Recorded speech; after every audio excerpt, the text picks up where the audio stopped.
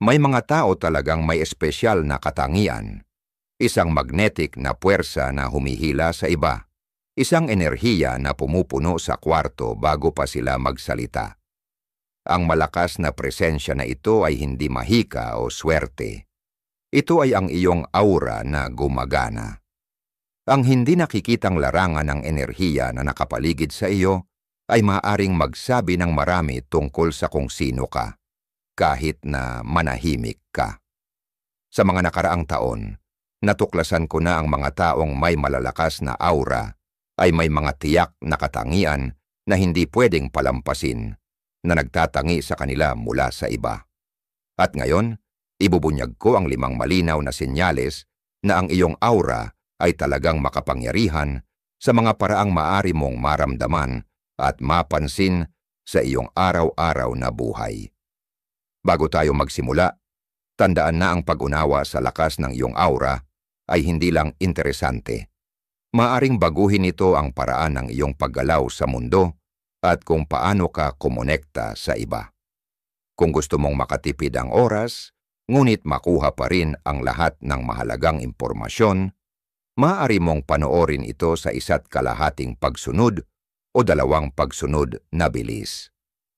Siguraduhing huwag gawlaktawan ng anumang bahagi dahil bawat senyales ay nagtatayo sa pag-unawa ng naunang isa. Handa ka na bang matuklasan kung ang iyong aura ay tahimik na nakakaapekto sa iyong buhay? Magsimula tayo sa unang senyales na ang iyong aura ay maaring mas malakas kaysa sa iyong inaakala.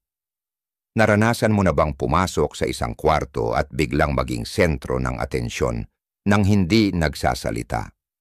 O baka naman ang mga estranghero ay biglang nag-uumpisang makipag-usap sa iyo sa pila ng kahera.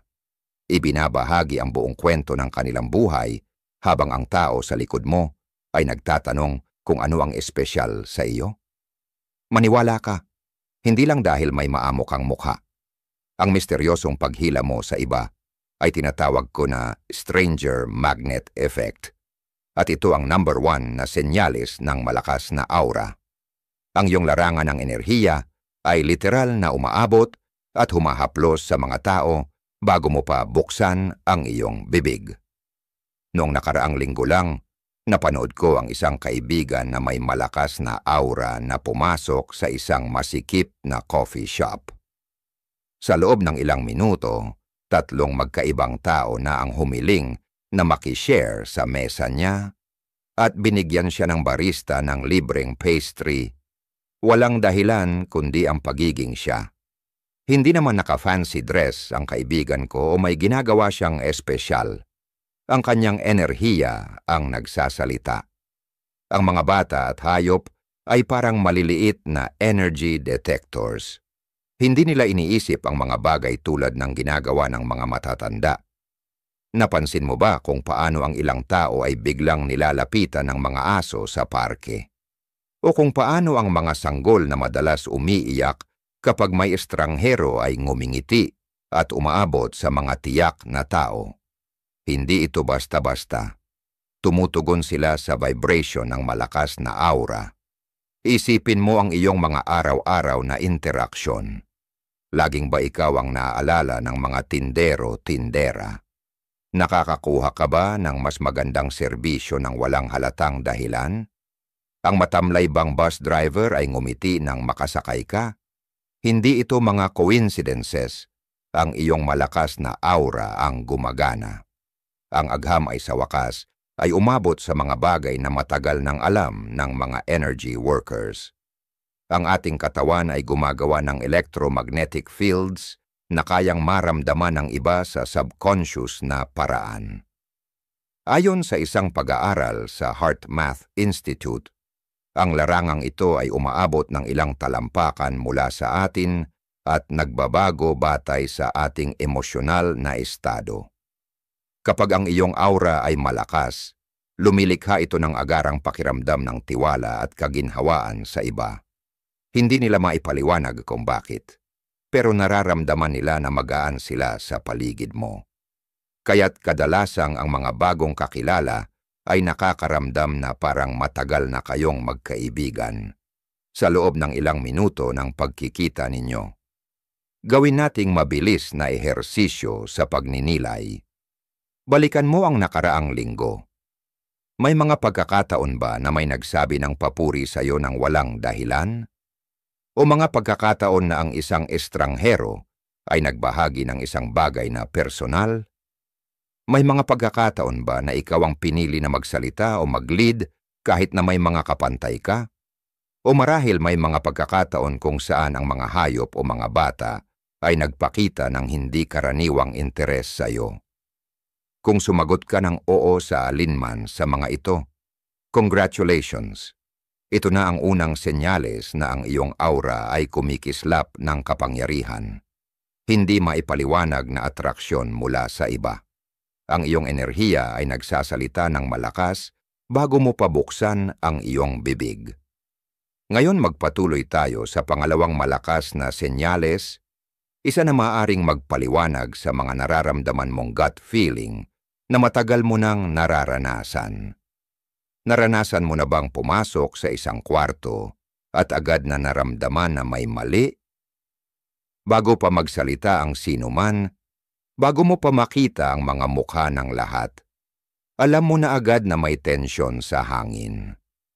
Hindi lang ito pagiging observant, ito ay ang iyong malakas na aura na gumagana, nakakaramdam ng mga enerhiya na maaring hindi mapansin ng iba. Dito na pumapasok ang pangalawang senyales ng isang malakas na aura. Mas mataas na emosyonal na sensitibidad at intuition.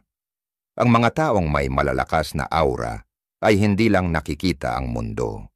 Nararamdaman nila ito. Ang kanilang larangan ng enerhiya ay parang isang antena, kumukuha ng mga signal na dumadaan lang sa iba. Para itong pagkakaroon ng emosyonal na HD vision sa isang mundo ng standard definition.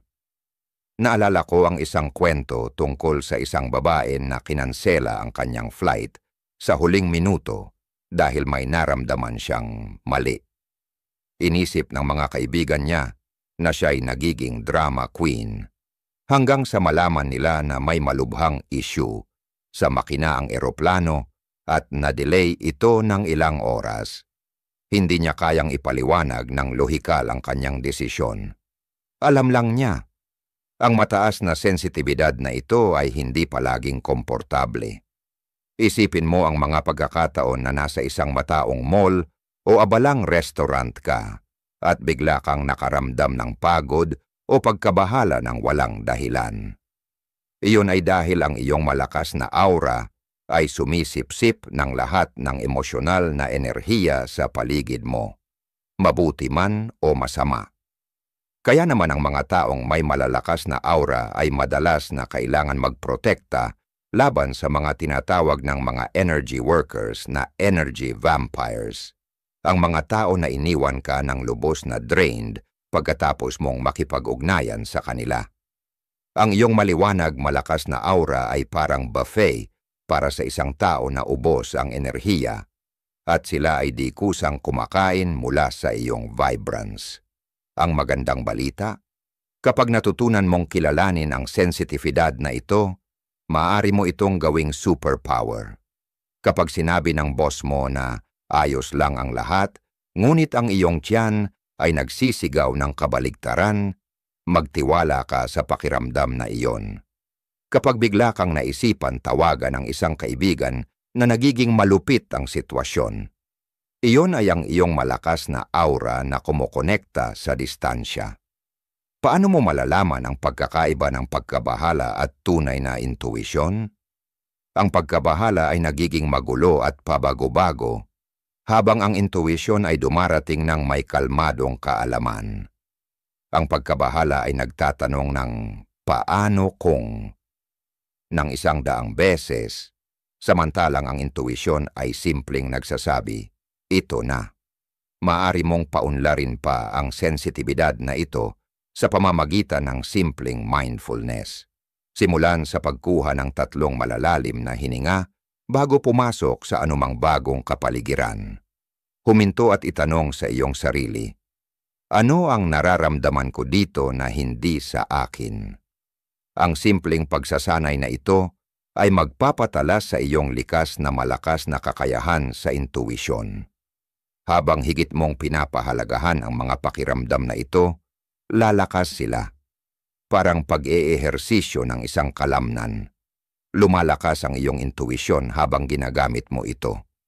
Kung tumango ka habang binabasa ito, at laging may kamalayan sa mga undercurrents at enerhiya na hindi napapansin ng iba, ito ay isang malinaw na indikasyon na ang iyong aura ay labis na makapangyarihan. At kung gusto mo ang mga insight na ito at nais pang ng mas marami, ito na ang perpektong oras upang pindutin ang subscribe button. Marahil ang iyong intuwisyon na ang nagutos na gawin ito, di ba? Ngayon, ipagpatuloy natin ang ating paglalakbay patungo sa pangatlong senyales na ang iyong aura ay talagang kakaiba.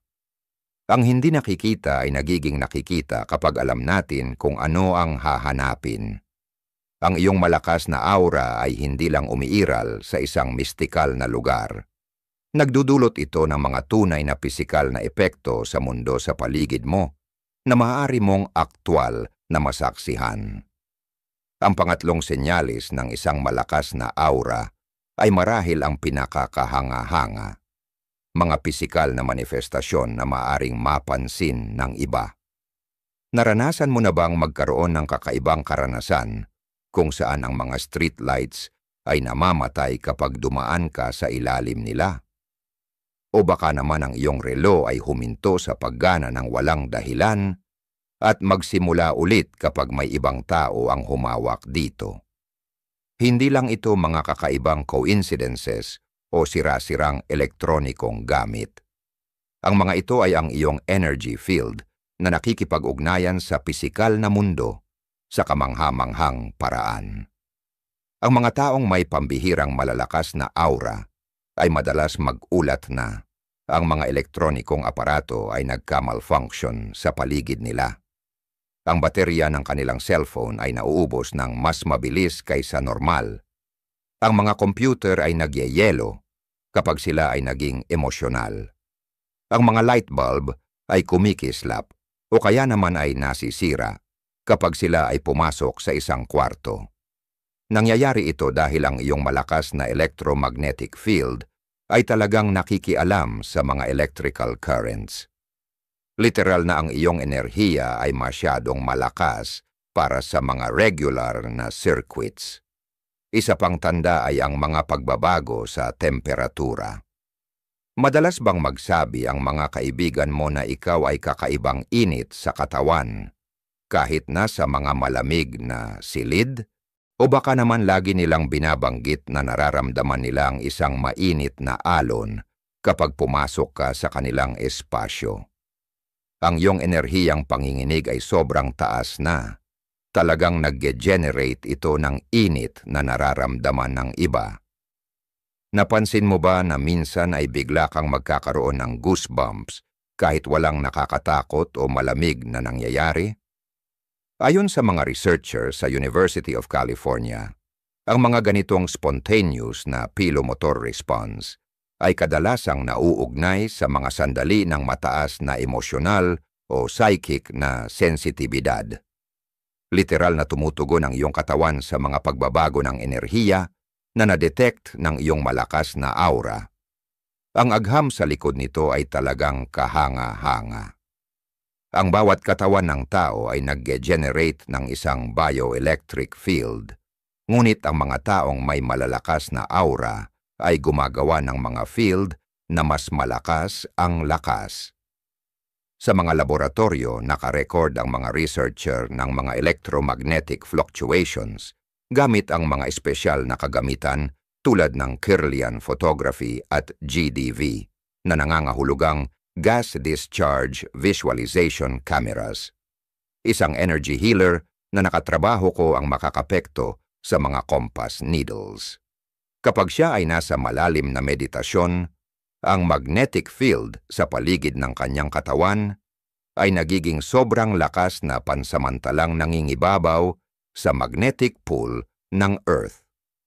Bagamat isang extreme na halimbawa ito, marami pa rin sa mga taong may malalakas na aura ang nakakaranas ng mga maliliit na bersyon ng phenomenon na ito. Isang photographer ang nagsabi sa akin na palagi niyang nalalaman kung aling mga kliyente ang may malalakas na aura bago pa man sila kunan ng larawan. Ang presensya nila ay literal na nagbabago kung paano nakafocus ang aking kamera, paliwanag niya. Para bang ang kanilang energy field ay sobrang lakas na nagiging bahagi ito ng nakikita ng aking lens. Ang mga pisikal na manifestasyon na ito ay hindi lang mga interesanteng party tricks. Nagiging patunay ito na ang iyong enerhiya ay umaabot lampas sa iyong pisikal na katawan at nakakaapekto sa material na mundo sa iyong paligid. Kung naranasan mo ang alinman sa mga fenomena na ito ng regular, ang iyong aura ay hindi lang malakas. Ito ay pambihira. At kung pinapahalagahan mo ang impormasyong ito at nais mong suportahan ang channel at ang mga gawaing isinasagawa, maaari kang mag-iwan ng donasyon sa pamamagitan ng pag-click sa Thanks button sa ibaba ng video na ito. Ang iyong suporta ay tumutulong upang magpatuloy kami sa pagdadala ng mga content na nagpapaliwanag sa hindi nakikita at enerhiyang mundo sa ating paligid. Magpatuloy tayo at tuklasin ang pang-apat na senyales na ang iyong aura ay namumukod tangi sa karamihan. Ang pinakamalalakas na ilaw ay nangangailangan ng maingat na pamamahala o mabilis itong mauubos. Ang malalim na katotohanan ito ay nagdadala sa atin sa pang-apat na senyales ng isang malakas na aura. Natural na pagtatakda ng mga hangganan at intuitibong pamamahala ng enerhiya. Ang mga taong may malalakas na aura ay hindi lang umaakit ng iba. Nagiging natural din sa kanila ang protektahan ang kanilang enerhiya sa mga paraan na maaaring magmukhang misteryoso sa mga tao sa kanilang paligid. Naranasan mo na bang bigla na lang kailangan mong mag-isa pagkatapos ng isang social gathering, kahit na ang lahat ng iba ay tila okay na ipagpatuloy? Hindi ito kahinaan, ito ay karunungan. Ang iyong malakas na aura ay kumikilos bilang isang kamangha-manghang parola na nagpapalabas ng enerhiya sa lahat ng direksyon. Habang ito ay umaakit ng marami sa iyong pampang, nangangailangan din ito ng napakaraming enerhiya upang mapanatili. Kaya't natural na nalalaman mo kapag kailangan mong magpahinga at mag-recharge. Ang iyong sistema ng enerhiya ay mas maunlad at, sa makatuwid, mas demanding kaysa sa iba. Ang mga may ordinaryong aura ay maaring magtaka kung bakit minsan ay kinansela mo ang mga plano sa huling minuto o kailangan mo ng sariling kwarto sa hotel kapag naglalakbay. Hindi nila nauunawaan na ang iyong sensitibidad ay hindi isang pagpipilian. Ito ang natural na epekto ng pagkakaroon ng isang energy field na umaabot ng mas malayo at sumisipsip ng mas maraming enerhiya kaysa sa karaniwang tao. Ang mga mataong lugar ay maaaring maging isang hamon. Napansin mo ba kung paano ang mga shopping malls, konsyerto o abalang restaurant ay ganap na nakakabawas ng iyong lakas, habang ang mga kaibigan mo ay napapalakas ng parehong karanasan? Ang iyong malakas na aura ay pinoproseso ang lahat ng emosyonal na impormasyon sa paligid mo. Para bang sinusubukan mong makinig sa isang daang pag-uusap ng sabay-sabay. Kaya't ang mga taong may malalakas na aura ay kadalasang nagkakaroon ng tinatawag na psychic shields ng mga energy workers, mga protektibong hangganan na nagsasala kung aling mga enerhiya ang papayagang pumasok sa kanilang field. Ang ilan ay natural na nakakagawa ng mga shields na ito sa pamamagitan ng pagpapakita ng isang bula ng liwanag na pumapalibot sa kanila. Ang iba naman ay nagsusuot ng mga partikular na bato o metal na tumutulong upang ma-stabilize ang kanilang energy field. Ang nakakatuwa dito ay hindi lang ikaw ang apektado ng iyong malakas na aura. Binabago nito ang enerhiya ng bawat silid na iyong pinapasok. Napansin mo ba kung paano ang mga pagtatalo ay madalas na humihinto kapag dumating ka? O kung paano ang mga team meetings ay nagiging mas maayos kapag naroroon ka, kahit hindi ka gaanong nagsasalita? Hindi ito isang coincidence. Ang iyong field ay aktwal na pinaghaharmonize ang mga magkasalungat na enerhiya sa paligid mo. Ang kakayahang ito na makaimpluwensya sa dynamics ng grupo ay isang biyaya at isang responsibilidad. Kapag ginamit ng maayos, maaari itong magpagaling ng mga relasyon at lumikha ng mga mapayapang kapaligiran. Gayunpaman, nangangahulugan din ito na patuloy mong pinoproseso ang mga enerhiya na hindi iyo, na maaring maging nakakapagod kung hindi ito maayos na namamanage. Narito ang isang makapangyarihang practice na makakatulong upang mapanatili ang iyong mga hangganan. Bago pumasok sa anumang mahirap na kapaligiran, imaginin mong may mga ugat na tumutubo mula sa iyong mga paa, pababa ng malalim sa lupa. Pakiramdam na parang ang mga ugat ay matibay na nakaangkla sa iyo. Ang sinaunang teknik na ito ay tumutulong upang manatili kang konektado sa iyong sariling sentro, habang pinapayagan ang iyong malakas na aura na magtrabaho ng walang pagkapagod. Isang mahalagang practice din ang regular na paglilinis ng enerhiya. Imahinasyon mo na ikaw ay nakatayo sa ilalim ng isang talon ng gintong liwanag na nililinis ang anumang enerhiya na hindi iyo. Gawin ito araw-araw, lalo na pagkatapos ng pagiging sa mga tao o sa paligid ng mga emosyonal na intense na tao. Ang katotohanan ay ang heightened sensitivity at natural na pagtatakda ng mga hangganan na ito ay hindi mga pasanin, kundi mga patunay ng pambihirang lakas ng iyong aura. Ang pagkatuto upang pahalagahan ang mga pangangailangang ito ay hindi pagiging makasarili. Ito ay isang kinakailangang pangangalaga sa kamangha-manghang enerhiya na dala mo sa mundo. Kung ikaw ay natural na lumilikha ng mga hangganang ito at kailangan ng oras para mag-isa, hindi ito kakaiba o antisosyal. Ito ang ikaapat na hindi maikakailang senyales na ang iyong aura ay kumikilos sa isang mas mataas na frequency kaysa sa karamihan. Ang kaalamang ito lamang ay maaaring magbago kung paano mo tinitingnan ang iyong sarili at ang iyong mga pangangailangan.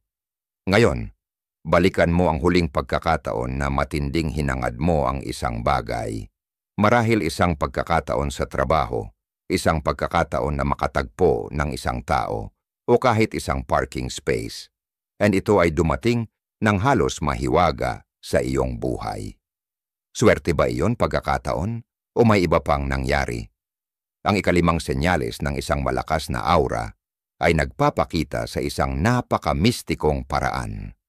Ang pinahusay na kakayahan sa pag-manifest at madalas na mga synchronicities. Ang mga taong may malalakas na aura ay hindi lang basta nagnanais ng mga bagay. Hindi nila namamalayan, ngunit utos nila sa universo na mag-reorganize ng sarili nito ayon sa kanilang mga intensyon. Ang kanilang energy field ay nagiging isang malikhaing puwersa na nagpapabilis sa proseso ng manifestation sa mga paraang tila halos milagroso sa iba. Maglaan ng sandali upang magnilay-nilay tungkol sa iyong sariling buhay. Napansin mo ba ang mga pattern ng makabuluhang coincidences na hindi kayang ipaliwanag ng random na pagkakataon?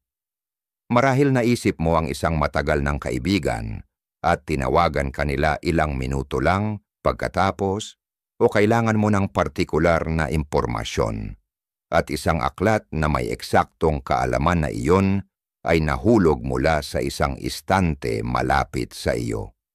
Hindi lang ito mga maswerteng aksidente. Ang mga ito ay ang iyong malakas na aura na binabago ang realidad upang tumugma sa iyong panloob na pangangailangan. Ang mga bagay na maaring ituring ng iba bilang swerte, malamang ay nararanasan mo ng regular. Ang mga oportunidad sa trabaho ay dumating eksaktong kapag kailangan mo sila. Ang perpektong apartment ay nagiging available tuwing magtatapos ang iyong kontrata. Ang eksaktong eksperto na kailangan mo upang lutasin ang isang problema ay hindi inaasahang makikita mo sa tamang panahon. Nangyayari ito dahil ang iyong energetic field ay umaabot ng mas malayo sa quantum realm kaysa sa karamihan ng mga tao. Ang mga siyentipiko ay nagsisimula pa lamang na maunawaan kung paano maaring makaapekto ang kamalayan ng tao sa mga quantum particles, ang mga building blocks ng ating realidad. Ang iyong malakas na aura ay sa katunayan ay nagbabroadcast ng iyong mga intensyon sa subatomic na antas, na lumilikha ng mga ripple effects na nagiging synchronicities sa iyong araw-araw na buhay.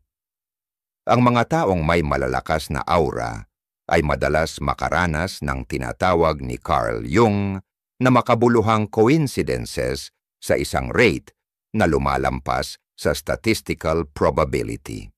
Maaring mapansin mong paulit-ulit ang mga sequence ng numero tulad ng 111 o 404 na 4. Ang mga mensahero ng hayop ay maaaring magpakita sa mga makabuluhang sandali. Maging ang mga lyrics ng kanta sa radyo ay tila direktang tumutugon sa eksaktong tanong na nasa iyong isipan. Ang mga pangarap ay nagkakaroon din ng espesyal na kahalagahan. Naranasan mo na bang mangarap ng mga pangyayari bago pa sila mangyari o nakatanggap ng mga malikhaing solusyon sa mga problema habang natutulog? Ang iyong malakas na aura ay patuloy na gumagana kahit sa oras ng pagtulog, ina-access ang impormasyon na lampas sa normal na kamalayan at ibinabalik ito para sa iyong gising na isipan.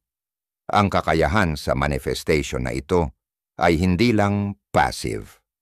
Maaari mo itong gamitin ng kusa. Kapag nakatuon ang iyong mga intensyon ng may emosyon at kalinawan, ang iyong malakas na energy field ay nagiging parang laser na dumadaan sa normal na mga timeline upang magbigay ng mga resulta ng mas mabilis kaysa sa makatarungan. Subukan ang simpleng teknik na ito bago matulog mamaya. Malinaw na visualisahin ang isang partikular na bagay na nais mong maranasan bukas.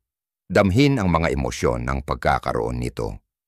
Ang iyong malakas na aura ay gagana habang natutulog ka. Inaayos ang mga posibilidad upang gawing mas malamang ang manifestasyon ng bisyon na ito. Magsimula ng isang synchronicity journal. Kapag may nangyaring makabuluhang coincidences, isulat ito. Sa paglipas ng panahon, magsisimula kang mapansin ang mga pattern na magpapakita kung paano nakikipag-ugnayan ang iyong natatanging energy field sa mundo sa paligid mo. Ang ibang tao ay nakakaranas ng madaling manifestasyon sa mga partikular na tema, mga relasyon, pera o mga oportunidad sa pagkamalikhain, habang ang ibang mga larangan ay nangangailangan ng mas tutok na intensyon. Kung madalas kang makaranas ng synchronicities at hindi pangkaraniwang mabilis na manifestasyon, o kung ang mga oportunidad ay tila dumarating sa iyo nang hindi kinakailangang magsikap, ito ay malakas na patunay na ang iyong aura ay umaabot lampas sa mga normal na parameters.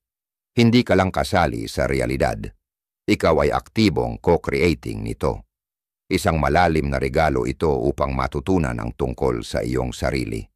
At isang malaking responsibilidad na gamitin ang kapangyarihang ito ng may kamalayan at para sa pinakamataas na kabutihan. Habang tinatapos natin ang ating paglalakbay sa 5 hindi maikakailang senyales ng isang malakas na aura, magnetikong atraksyon, mataas na intuwisyon, pisikal na manifestasyon, natural na pagtatakda ng boundaries, at pabilis na manifestasyon na kakayahan, Alalahanin na hindi ito mga nakatakdang katangian, kundi mga kasanayan na maaring paunlarin at patibayin. Ang iyong aura ay parang isang kalamnan. Habang binibigyan mo ito ng mas maraming pansin, lalo itong lumalakas. Subukan ang 3 simpleng pang-araw-araw na practices. Una, maglaan ng 5 minuto upang visualisahin ang iyong energy field na kumikinang ng maliwanag sa paligid mo. Pangalawa, ilagay ang iyong mga kamay sa iyong puso at magtakda ng malinaw na intensyon tuwing umaga. Pangatlo, magpahinga mula sa teknolohiya upang i-reset ang iyong natural na electric field. Ang katotohanan ay, ang lahat tayo ay may ganitong kapangyarihan sa iba't ibang antas. Ang pagkakaiba sa pagitan ng mga taong nakakakontrol nito at ng mga hindi ay simpleng kamalayan. Ngayon na natutunan mo na ang mga senyales na ito sa iyong sarili, nakagawa ka na ng unang hakbang patungo sa kusa na pagtatrabaho sa iyong pambihirang enerhiya. Noong una, pinabayaan ko ang mga senyales na ito sa aking sarili, tinanggihan ito bilang imahinasyon o coincidence. Isang malaking pagbabago ng sa wakas ay yakapin ko ang bahaging ito ng kung sino ako. Huwag mong gawing parehong pagkakamali na tanggihan ang iyong mga natural na regalo kapag malinaw na ipinapakita sa iyo ang mga ito. Nais kong marinig ang iyong mga karanasan sa mga komento sa ibaba. Alin sa mga senyales na ito ang pinaka-nag-resonate sa iyo? Bago ka umalis, ang algorithm ay pumili ng isa pang video na partikular para sa iyo na magpapalawak sa mga tinalakay natin ngayon. I-click mo na ito. Malamang alam na ng iyong malakas na intuition na ito ay naglalaman ng eksaktong kailangan mong marinig sunod. Hanggang sa susunod, yakapin ang iyong natatanging energetic signature. Ito ang iyong pinakamalaking superpower.